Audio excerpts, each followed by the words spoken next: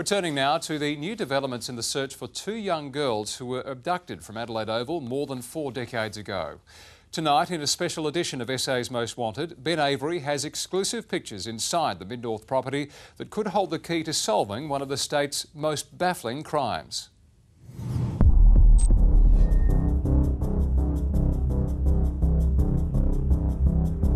It's long been abandoned, but from room to room, clues to its past remain. See this will be the room they talked about. See the steel bar wide up there? This, the first look inside the 1800s farmhouse, where authorities have been told 11-year-old Joanne Ratcliffe and 4-year-old Kirsty Gordon were raped and ultimately murdered. Walking through the house, you'll walk into rooms, and it's just this dreadful feeling, and it's if you can. It's like you know it's what's gone on simply by how it feels. The remote property, 30 kilometres north of Jamestown, is where police are now searching for clues to the 1973 abduction of the girls from Adelaide Oval. We've spent 3 days excavating a well and examining a second well. Well, that's about 60 feet.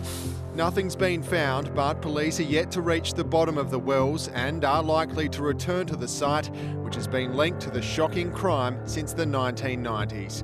For a quarter of a century, the disappearance of Joanne Ratcliffe and Kirsty Gordon has baffled South Australian police. Police say the fresh investigation began 2 years ago. Cold crime assault is not related to Ratcliffe Gordon, but we were able to assess it enough to put a link into the previous owner of the property. That was Stanley Arthur Hart, a man with an uncanny resemblance to this image of a suspect.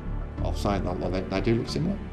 The person was interviewed in the mid-70s and again later on many years. It was after Stanley Hart died in 1999 that allegations against him were starting to be made public.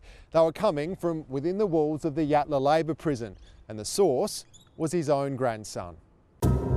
Convicted pedophile Mark Trevor Marshall was 3 years old when the girls went missing.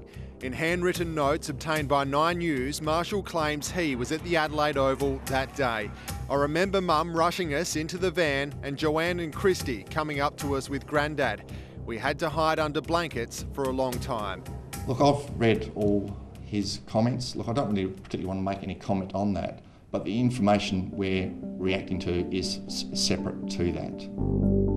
Marshall's notes, which include hand-drawn maps, found their way into the hands of private investigators who are convinced Stanley Hart is the killer. They've conducted their own searches of the property and seized items they believe could help solve the case. Among them, these 2 barrels found hidden in a tunnel. It's just incredible the amount of evidence that we've uncovered. Every time we look at another avenue, we find more avenues. 9 News had samples of the barrels forensically tested by Flinders University, but inside there were no traces of human blood. No, it's coming up negative as well. While police don't believe the barrels are linked to the case, they're not ruling anything out. We've got an obligation to do everything and revisit everything. Ben Avery, 9 News.